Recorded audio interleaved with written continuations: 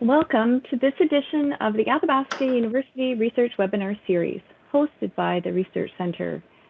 Athabasca University, Canada's online university, is proud to welcome a diversity of learners from all over Canada.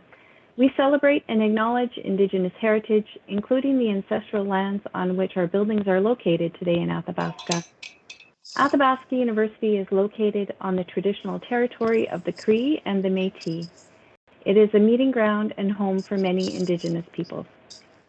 We respectfully acknowledge that we live and work on the traditional lands of Canada's Indigenous peoples, and we honor the ancestry, heritage, and gifts of the Indigenous peoples and give thanks to them. Today's presentation is an orientation to the services that the AU Research Centre offers to faculty and students. This webinar is being recorded and will be available on the Research Centre website shortly. So without further ado, I'll turn the mic over to Rebecca Hart, Manager, Research Services.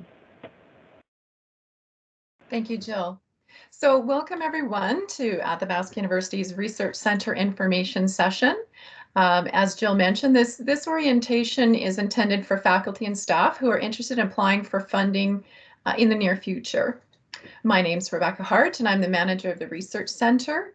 And under the leadership of the Associate Vice President Research, Dr. Andrew Perrin, I oversee the day-to-day activities of the unit. And in today's presentation, we'll be walking through the various services provided by the Research Centre and introducing our staff members along the way. I kindly ask that you hold your questions to the end of the session. And as a reminder, please ensure your video and your microphones are turned off unless speaking.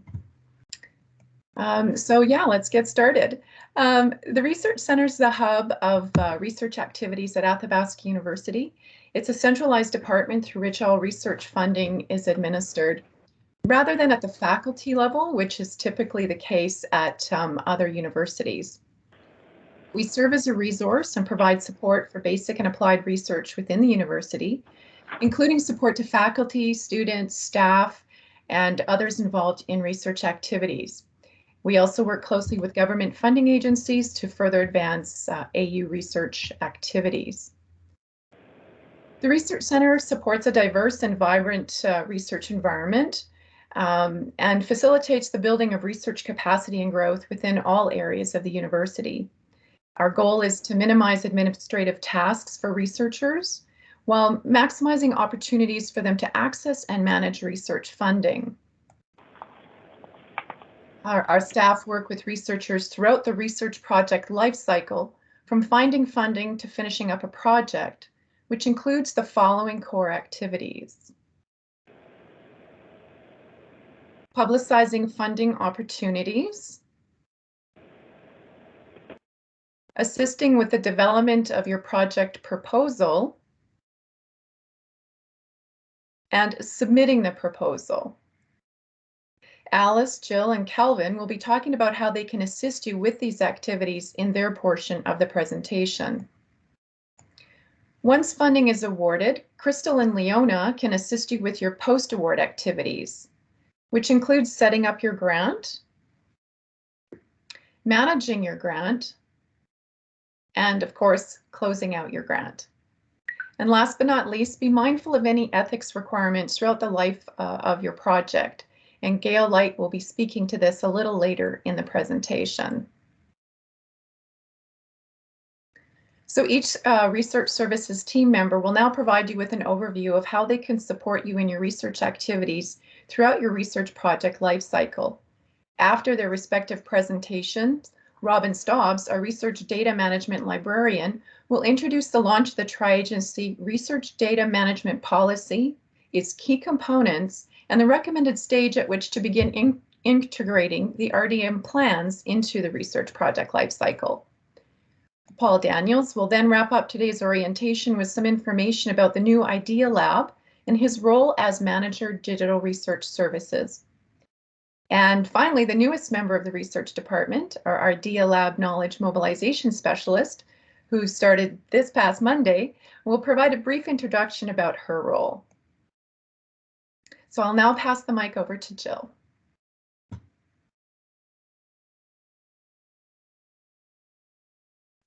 Thanks, Rebecca. Hello, this is my name is Alice Toulier, and I am the Administrative Assistant for Internal Awards.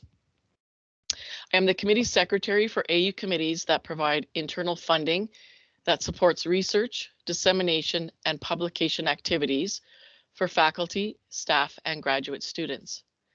In my administrative role, I organize meetings and meeting materials, and I also provide a preliminary review of internal funding applications to ensure eligibility and completeness prior to a committee adjudication.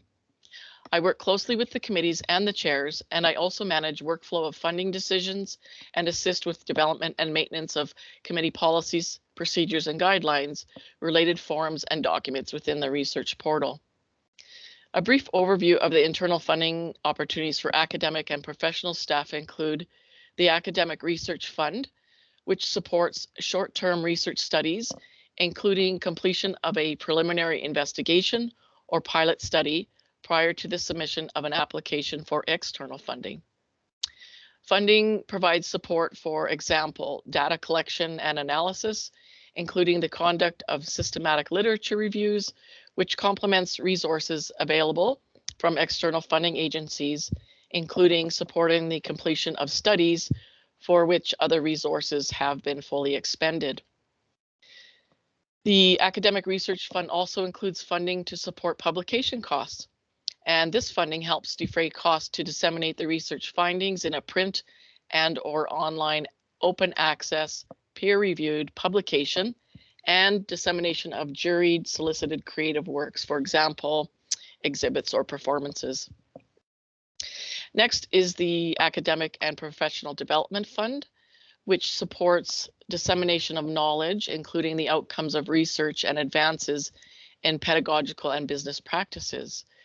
This includes presenting a keynote address, paper, poster, or panel presentation at a conference, symposium, or workshop, as well as organization of small-scale knowledge mobilization activities, such as workshops and seminars, to encourage collaboration and the dissemination of research results, both within and beyond the academic community.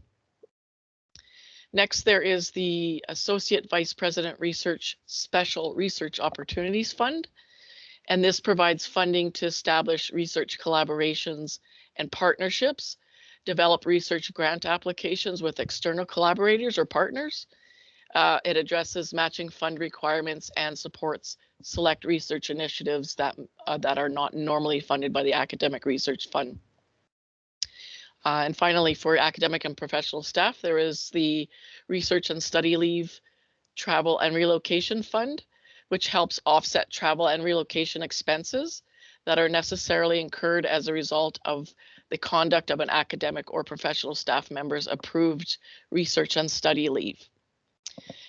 Internal funding opportunities for graduate students. This includes the Graduate Student Research Fund, which is intended to enhance the research experience of the graduate student, foster research creativity and innovation, support graduate students' research-focused endeavors, acknowledge their contributions to the research climate, and encourage dissemination of scholarly research that is part of the graduate student's master's or doctoral degree program.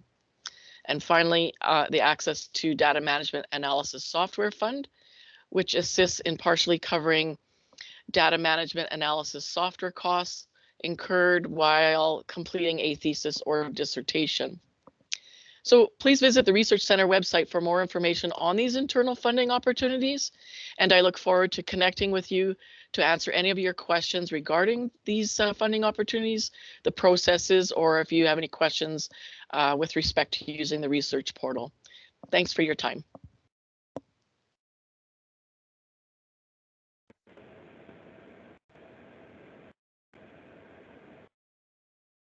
Hi, everyone. My name is Jill Callio, and I wear a few hats around the research office. So one of those hats is that of a research administrator.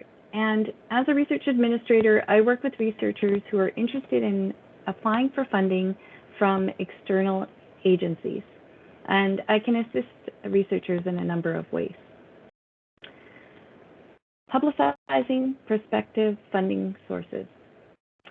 Although you may be on mailing lists for funding organizations that are targeted for your discipline, you may not be aware of other opportunities that are available to you. Just looking at my camera, am I sideways? Looks like I'm sideways you're on good. my... You're good, Jill. Okay, You're good, thank you. All right. So you may not be aware of other opportunities that are available to you. The Research Centre sends out weekly newsletters to the AU community through our Research Notices alias. The newsletter provides research updates, information about upcoming events, call-out requests for publication in the conversation, and it celebrates the impact our researchers are making globally. The newsletter also includes a funding focus section highlighting opportunities to apply for funding both within and outside of AU. If you're not receiving our newsletter, please let me know. Although funding opportunities are posted on our website, this newsletter brings those opportunities right to your inbox. Athabasca University has subscribed to a research funding database called Pivot, and the database provides a list of funding opportunities based on departmental appointments, research interests, publication and granting history, and other profile information. Pivot is a multifunctional database that allows researchers to receive weekly email notifications of new and updated funding opportunities, conduct and save funding searches, which can include Canadian and international funding opportunities, and to share funding opportunities with colleagues and build collaborations and research teams across disciplines, both within AU and outside of AU. To arrange for a one-on-one training session on how to get the most out of the Pivot database, please do reach out to me to arrange a session. Preparation and submission of grant applications. If you're interested in applying for funding from an agency outside of AU, I'm your first point of contact. When you contact me, we can discuss the opportunity, guidelines, eligibility, etc., the internal peer review process, and internal deadlines, as well as the institutional approval process. We can also discuss the grant mentorship program that the Research Centre has been operating now for a number of years. Our grant mentors are external to AU, are familiar with the initiatives offered by the funding councils, and have excellent editing skills. And many of our researchers have found that working with a grant mentor helps to polish and refine their applications. We've held grant writing workshops in the past, usually in the spring and in the fall, so watch your inbox for upcoming sessions which are held virtually on Teams. Also, check out the events page on our website for slides and recordings of workshops that have been recently held. In regard to the submission of research grant applications to funding agencies, once the application has been reviewed and approved by the Dean and the AVPR, the application may be submitted to the funder. And depending on the agency, the submission is made either by the researcher or by the institution. If the application is to be submitted by the institution, I'm the one to do so on your behalf. AU Research Portal Training. All research funding applications are submitted through the AU Research Portal. Internal applications, as well as applications to external agencies. While internal grant applications are reviewed by committees, as Alice previously mentioned, external grants are reviewed by the Dean and the AVP Research. In the case of external grant applications, all must be submitted via the portal to obtain institutional approval prior to submission to the funder. As a research portal administrator, I provide training to researchers on how to submit those applications for approval. Our website has detailed instructions on how to create and use a research portal account. If you have questions about the portal or wish a training session, we can get together via Teams and I can show you how it works and of course answer any questions you may have. You can also contact Alice or Gail as they both use the portal extensively as well.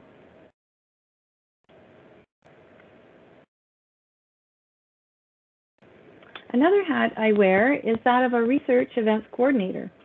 So the Research Centre promotes the research culture here at AU by supporting interactive workshops, webinars, forums, conferences, and symposiums that showcase the work of our researchers.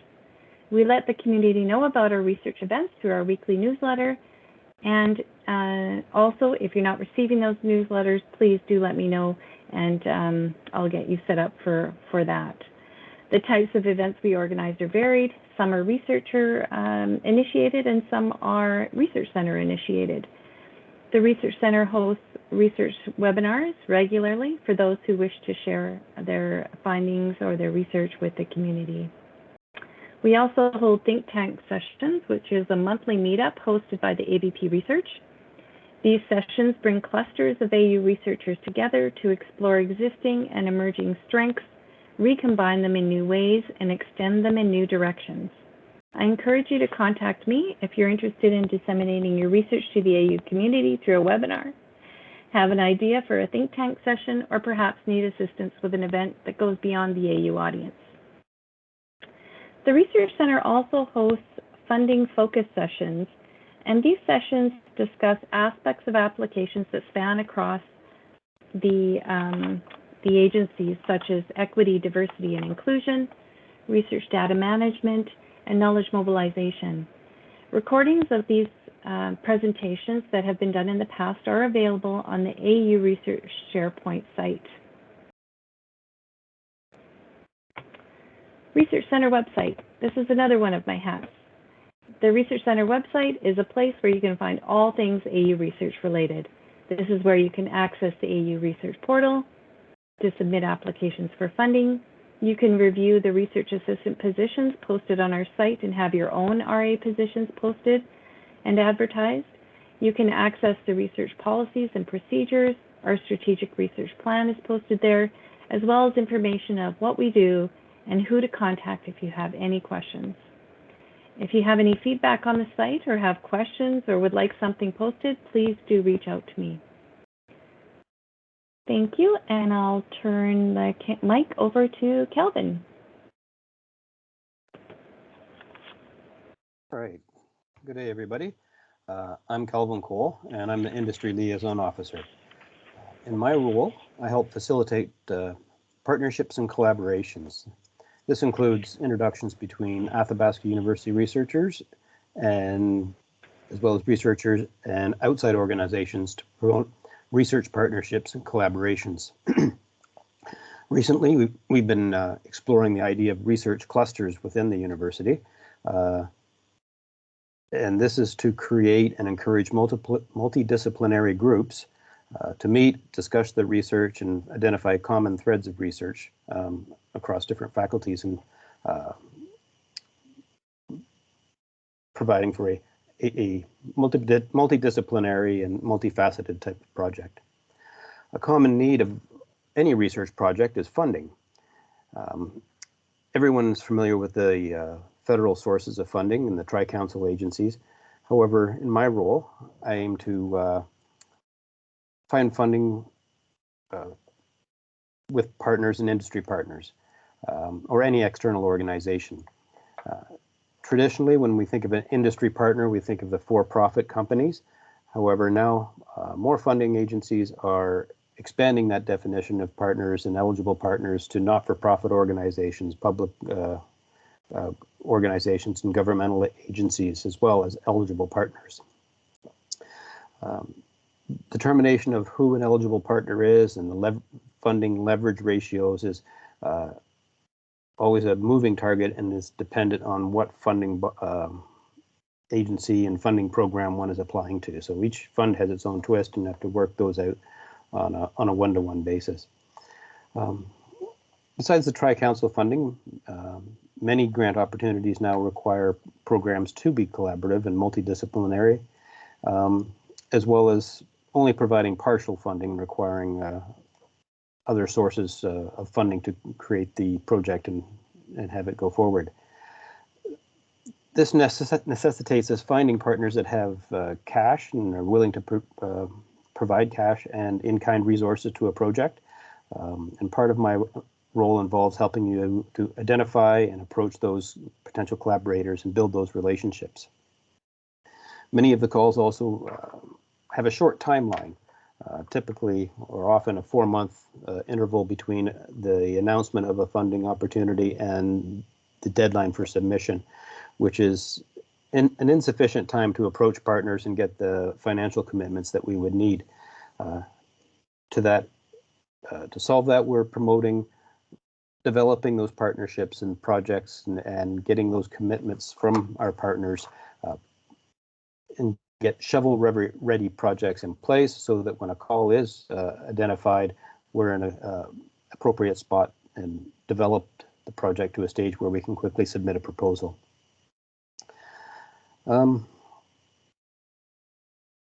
Partnerships can provide an opportunity where a researcher can apply their skills in research to a challenge. And often the external partner has a need that may be somewhat aligned with the internal researcher's expertise, but may be tangential to their core area of research activity. These type of projects, while being tangential, can still build your research capacity, track record,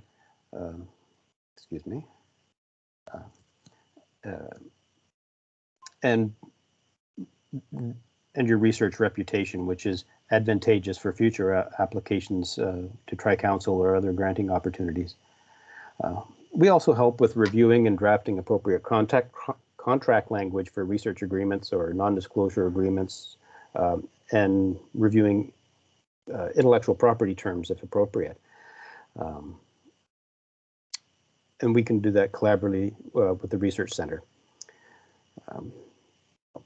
In some cases, research projects produce outbound technologies or technologies that are ready for transfer to the public. We've had more technologies coming to this stage, and one currently as a test case going through the university. Typically, this involves a technology developed by an Athabasca University researcher, and we want to build a path for that technology to get out into the public use or commercialization. There's a variety of routes available to do this. For example, co-development arrangements with an industry partner or a licensing arrangement. If appropriate, the launch of a spin-out company could take the research to the public and provide benefits to the researchers and the university. In this process, there are several options to consider, and I can discuss with you the best ways forward and to avoid pitfalls, especially with respect to intellectual property. This will be even more important now that we have an intellectual property policy which provides for the creator and inventor ownership. Many of the detailed procedures around this technology commercialization and the roles of both the inventor and the university are being currently worked out. And we'll have a chance to provide more information on that in the near future. An important aspect of all technology transfer or industry-sponsored research is to ensure that the protection of both the researcher and the student's rights going forward. This includes the right to publish the research and continue to use the technology for future research activities. As well, we ensure that any partnership research is conducted ethically and with complete academic freedom. These are paramount conditions for all research partnerships, and we ensure this ability with clear language in the sponsorship agreements. So feel free to contact me, and we can discuss your research interests and how we can help find funding to allow your research program to grow. All right, thank you.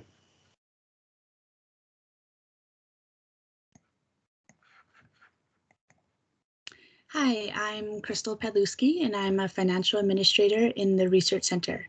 There are 2 financial administrator positions in the Research Center. The other position is held by Leona Fox, who is also present today for any questions. We provide administrative support to researchers who have secured internal and external funding. We want to be your one-stop shop during your funded grant lifecycle and be your liaison with the other service centers that you will be using for administering your funding, such as human resources and finance. We are available for all questions and to help you through processes such as hiring personnel, completing expense claims, paying various types of expenses, purchasing goods and services, initiating contracts, and reporting. Please make us your first point of contact to help prevent delays in processing, as we are here to help manage the financial component of your research grant. Along with helping you navigate the relevant AU policies and procedures, we also navigate the external sponsor policies. One that we refer to quite often is the Tri-Agency Guide on Financial Administration, or TAGFA. We encourage researchers to read this document as it is a basis for how many grants are administered. The links to the relevant research policies and procedures can be found on the Research Center website, and we encourage you to review them. You should also become familiar with the financial policies and procedures that can be found on the Finance website. To reach both financial administrators, we encourage you to use the email address research@athabascau.ca, and please do not hesitate to contact us with any questions. Thank you.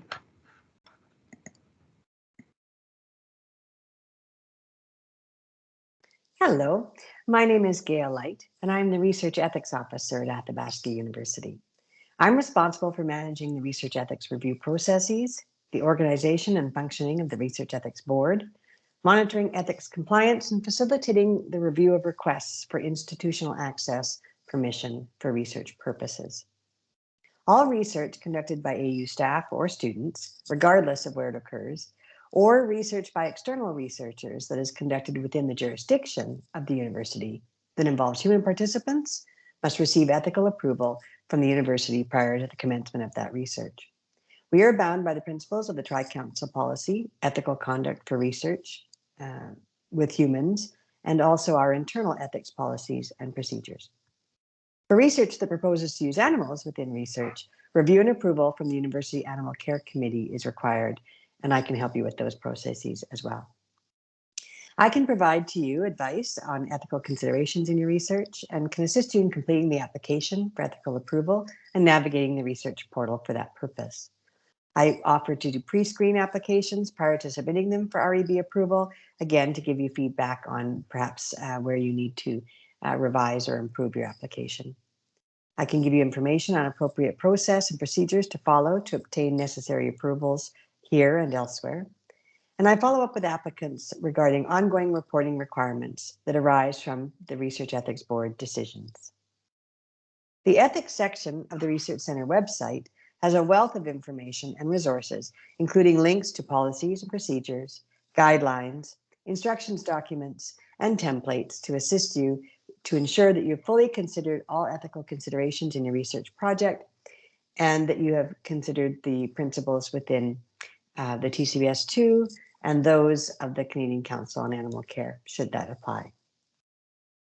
Getting ethical approval may not be the only approval or permission that you need to get started on your research project, however. If you wish to access participants at Athabasca University or utilize AU resources, such as information systems, documentation, etc., you will also need institutional access permission for research.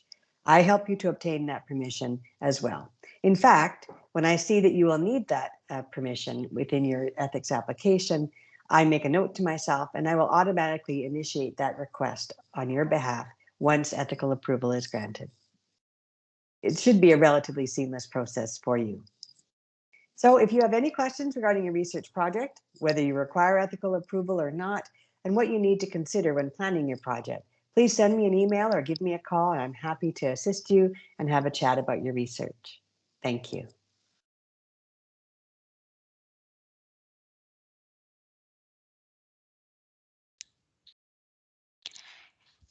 Hello, everyone.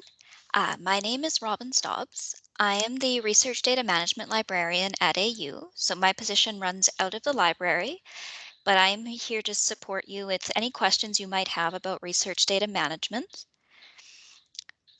I can support processes related to data management planning, data documentation and storage, responsibilities and ethics, and I do that in consultation with Gail, data preservation, data sharing and deposit, and now integrating research data management into funding applications.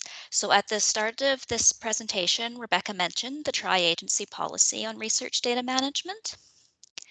That policy has several requirements. One is for institutions, and that is that institutions put together an institutional strategy that details how they are going to support all of their researchers in conducting good research data management practices. We're in the process of developing a strategy for AU, so if you have any needs related to research data management or any questions at all, please don't hesitate to reach out so that we can incorporate those into our discussions around how we're moving forward with the strategy. On the researcher end of things within that policy, there are two forthcoming requirements that are going to be phased in. The first is that data management plans will begin to be required in funding applications. The first subset of those tri-agency calls will be announced in spring of 2022. And then later in 2023, data deposit will start to be phased in. So I can assist you in using tools related to data management planning. We have an institutional version of DMP Assistant available, which contains templates and a mechanism for getting direct feedback on your data management plan. And as you're putting that plan together, I can also assist you with data deposit and thinking about the full life cycle of your data. So what needs to happen to your data towards the end of your project? How might it need to be stewarded or preserved, and where might you need to deposit it? If you have any questions at all, please don't hesitate to reach out. I am happy to assist you.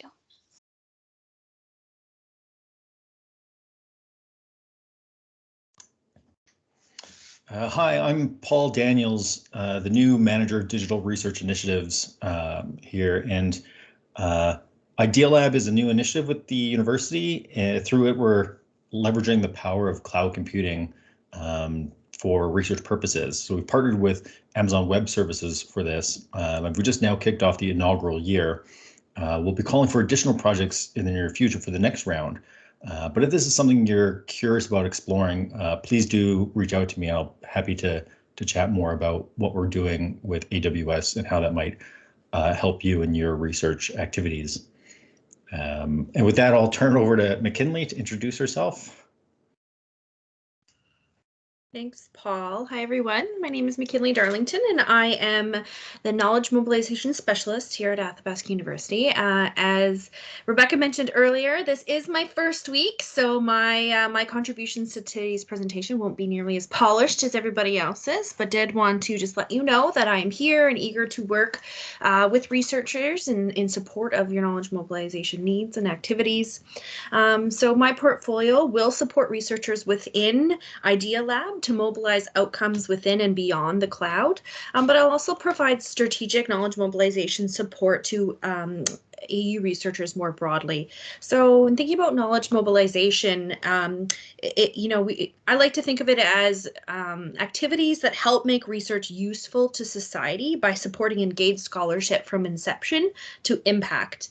And so I'm here to help researchers be deliberate and strategic throughout the research process and help develop strategic plans, processes, activities that are specific to target audiences and really help mobilize the new discovery, the new information, and even the research process itself, mobilize this new information to those target audiences, whether that's academic or non-academic, within the cloud, outside the cloud. The sky is really the limit with mobilization.